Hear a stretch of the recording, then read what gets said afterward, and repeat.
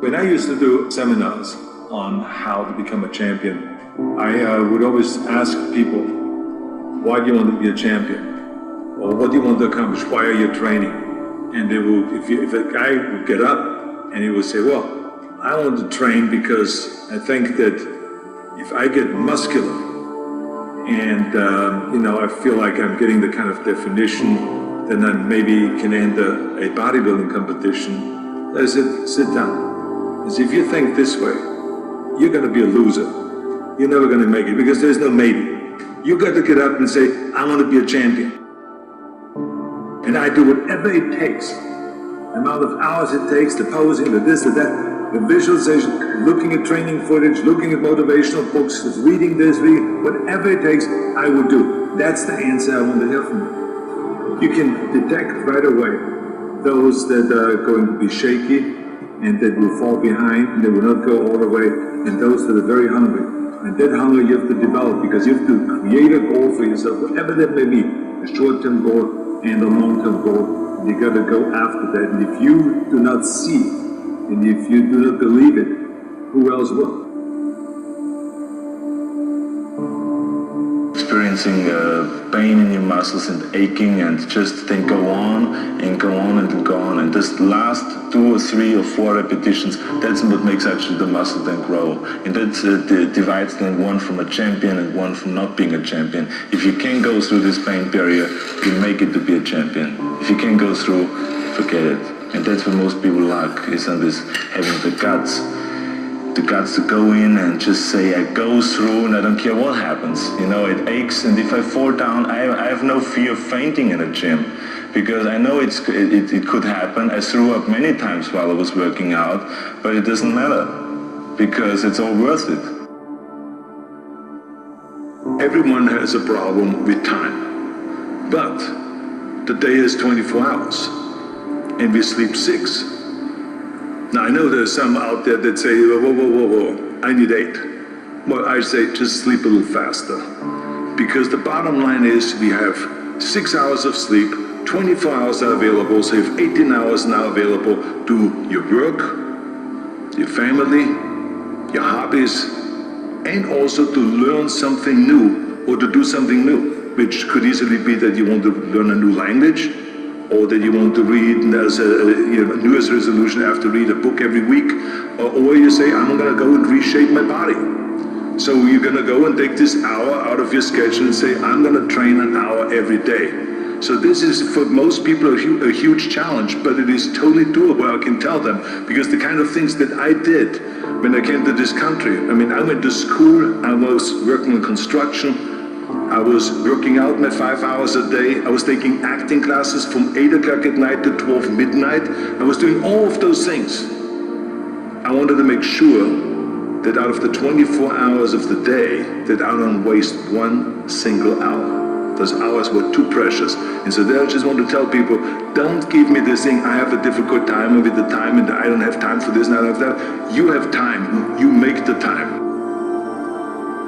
I had this need of coming to America.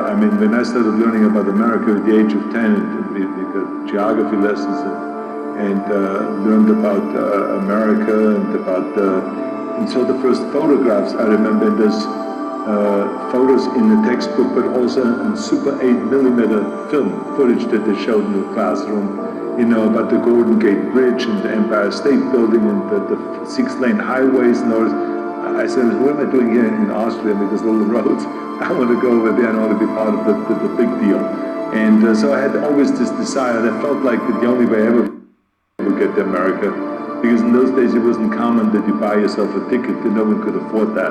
So I had to kind of accomplish something big that takes me to America.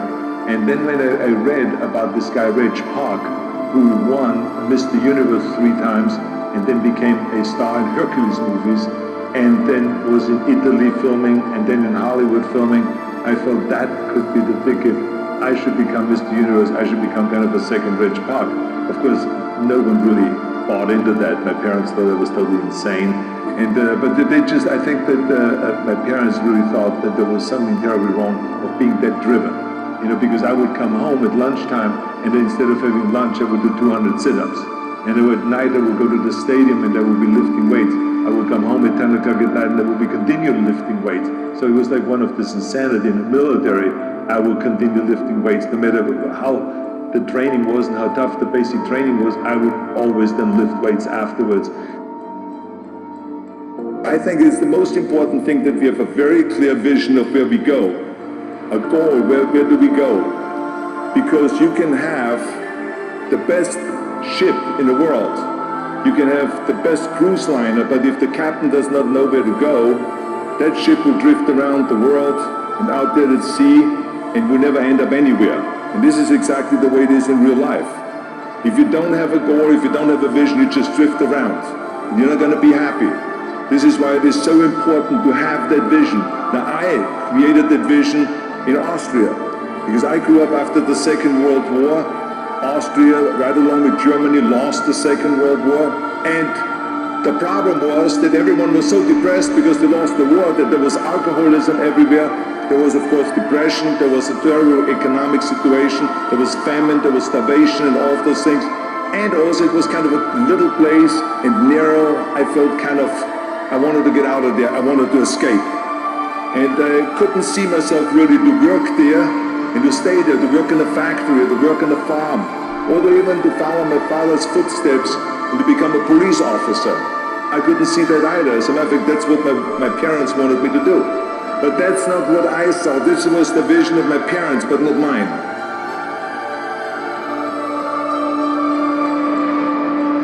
You got to work your butt off.